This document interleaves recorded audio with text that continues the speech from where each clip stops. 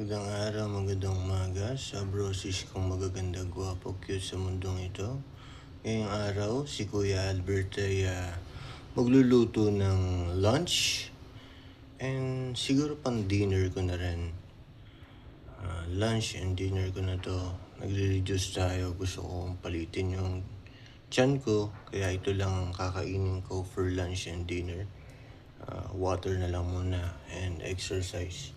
Walking, ganyan. Ang gagawin ko sa araw na ito. So, simple lang ang ating menu na gagawin.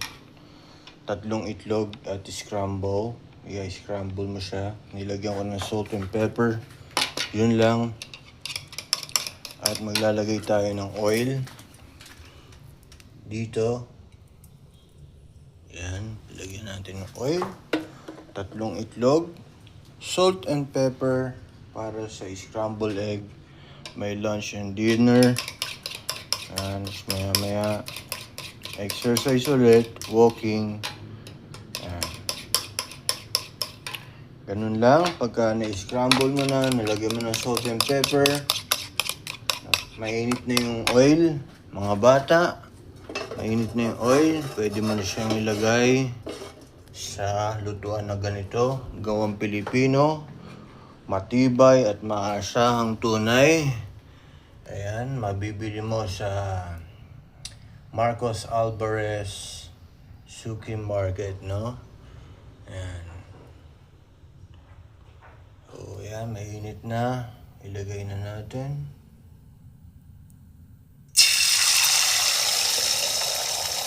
Scrambled.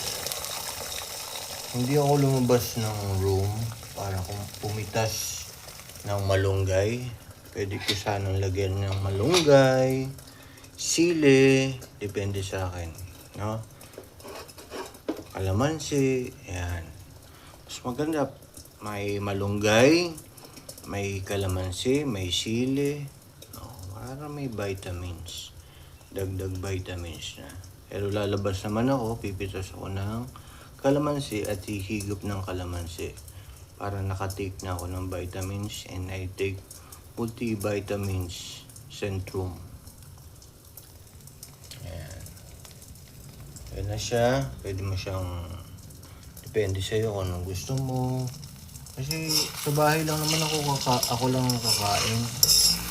Kaya kahit anong style ng pagluluto ko lang pwede.